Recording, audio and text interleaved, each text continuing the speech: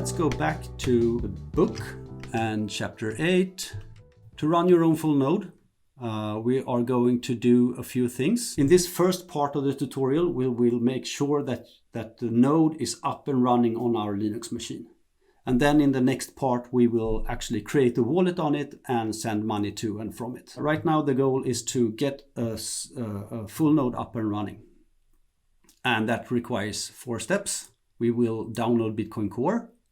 We will verify the software, the integrity of the software, so that we don't download malware or anything else. We will unpack and start the software, and then we will wait for the initial blockchain download to finish.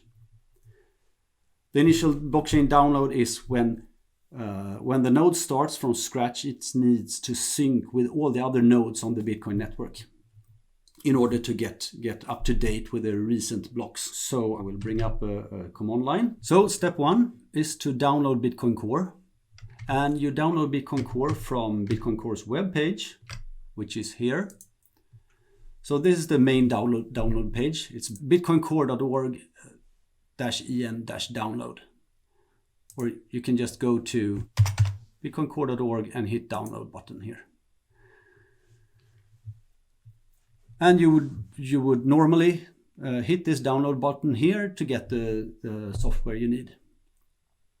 But today we are going to use Signet, so that's a little bit different here.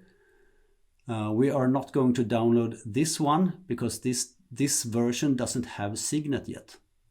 So we're going to use a release candidate, and those are available on /bin under bitcoincore.org. So let's go there.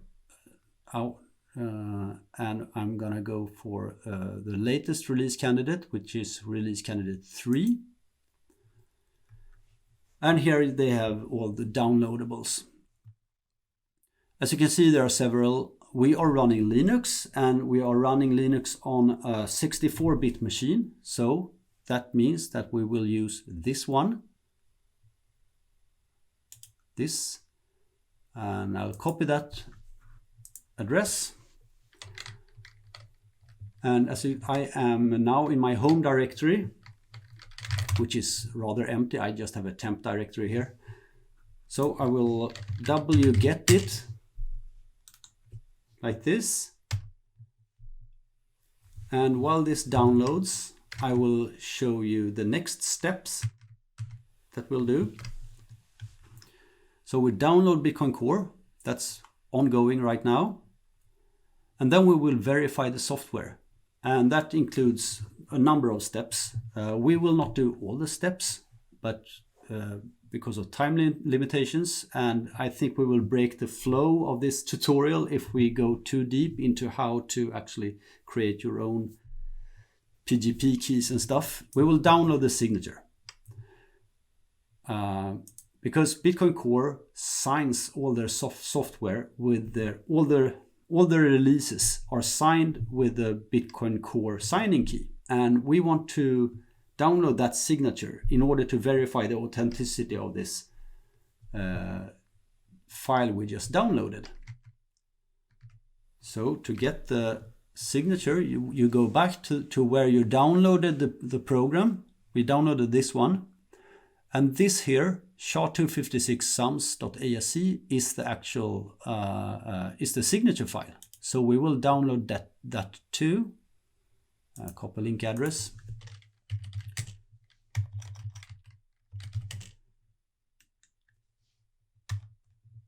So we downloaded that too. So right now we have in our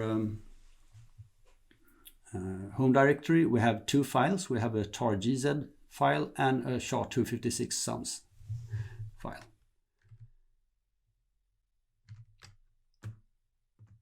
Okay, so we have downloaded the signature file. And then it says we need to verify that the hash of the tar.gz file matches the hash in the message part of the signature file. We'll just scroll down a bit here. We have downloaded this SHA-256sums file. We'll have a look into it. it looks like this. The first part of the file is a statement from Bitcoin Core developers. They say that the hash, the cryptographic hash of this file is this, and they say that the cryptographic hash of this file is this, and so on, for all the downloadable files they had. And then they take this whole message here and they sign it, and they put the signature here at the bottom of the file. So we have a message and a signature in the same file here. And what we're gonna do now is that we're gonna verify that the program that we downloaded, this file up here, we're gonna verify that this program has the same hash as the one that's stated in this file here. And we do that, you can do it in two ways, but I'll do it in the most straightforward way. I'll SHA-256 sum it. SHA-256 sum is a program that's available on almost all Linux machines from the get-go.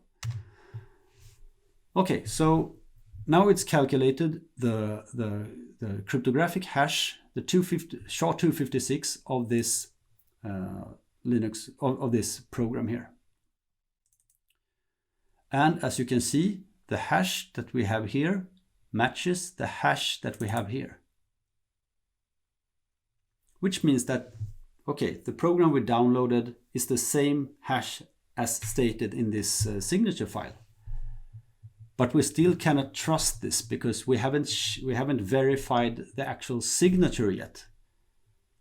Because these statements can be made by anyone, and they can lie about, they can trick us to download a malware version of the program and actually add their malware version hash here.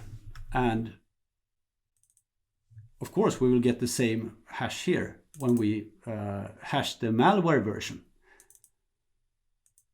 So in order to verify that this is not a malware program, we will verify the hash, verify the signature that's with the public key of the Bitcoin Core team. And this is where I will skip a little bit. I haven't shown you how I downloaded the key of the public key of the Bitcoin Core signing key, and I didn't show you how I signed that key with my own private key, because that would break the flow, I think. Okay, so we will now verify with a program called GPG, like this. So we'll verify the signature of this file, and it will say like this: signature made December 11th. It's a good signature from this key, and with the word full here, which means I fully trust this key because I have already verified that this key is legit. So now I have verified that the program I just downloaded is legit, that it's not tampered with in any way. So this is the same file as the file that the Bitcoin Core signing team, the Bitcoin Core team signed with. Okay, so we have verified the software. Great. Its next step is to actually unpack and start. Unpacking is just a matter of untarring it. So like this. I haven't mentioned this before, but this tutorial kind of assumes that you have some familiarity with the Linux command line. So I will not teach you anything about the command line itself. I will only teach you about the Bitcoin Core specific commands here. So stuff like tar should be pretty, yeah, you should know about them beforehand. I have unpacked it here and it created a directory for me. I will go into that directory, and under that directory I will go into bin and have a look there. I'll start over here.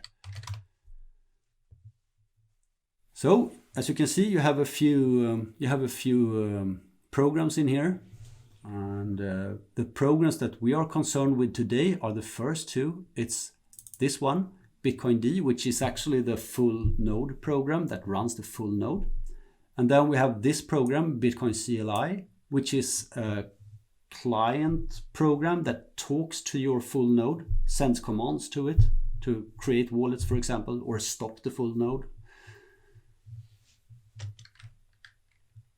So we're going to use this Bitcoin CLI a lot today, and this too. And I will also mention that this Bitcoin QT is the graphical user interface version of the full node. So if you just want to run a full node with a graphical user interface, just run this Bitcoin QT and you're good to go. But if you want to run this program in the background on a server in your basement, you don't need or want graphical user interface. So that's when you would want to use this Bitcoin D. So we have unpacked the software, and it's time to start it. So I will run this Bitcoin D program, and I will start it in the background. So I will add the flag daemon, which means run this software in the background, because we want to use this terminal for other stuff than this full node. And as I mentioned before, we are going to use Signet for this, which is the fake Bitcoin network with fake Bitcoin. It is a real network though, but it only contains fake Bitcoins, worthless Bitcoins that you can be less careful with. So we're gonna add this flag Signet, which signals to Bitcoin D that it should use Signet instead of real Bitcoins, which is called mainnet. So we are using Signet here.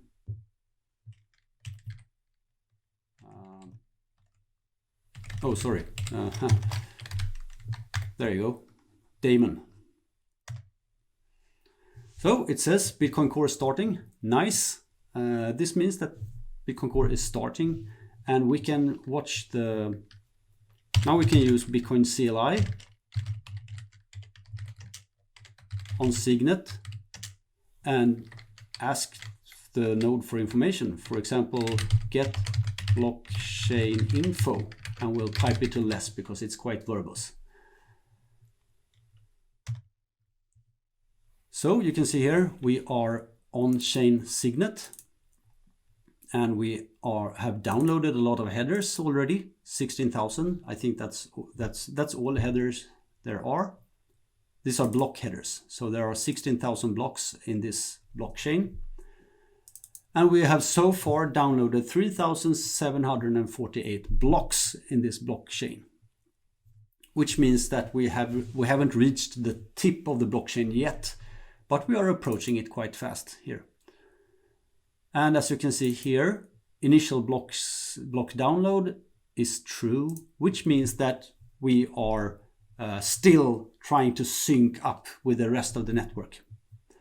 When we have reached the tip of the blockchain, this will turn into false here.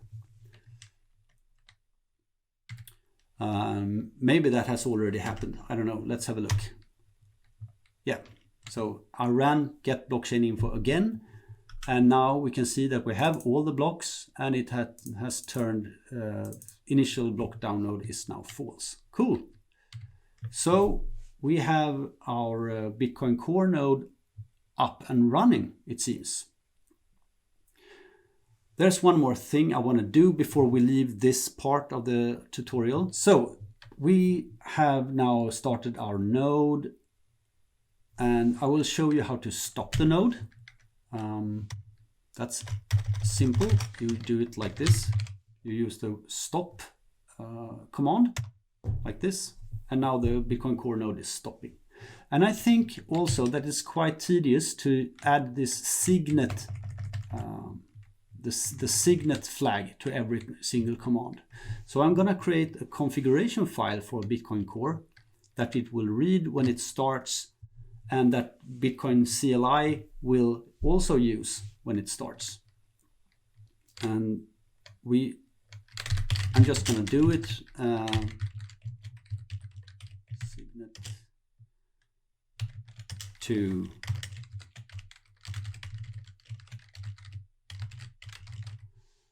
So I'm adding a line to a file called bitcoin.conf. Actually, that's the only line in that file right now. And this means that by default, when you start in signet mode. So right now we can start Bitcoin Core like this. Same error again. Happens all the time. So Bitcoin Core is starting, and we can check the blockchain info. So Bitcoin CLI, and without the signet, get blockchain info. Yep, we are still on signet as it says up here, and we have all the blocks. Okay, good. So now we don't have to enter -signet on every command. That's all for this part of the tutorial.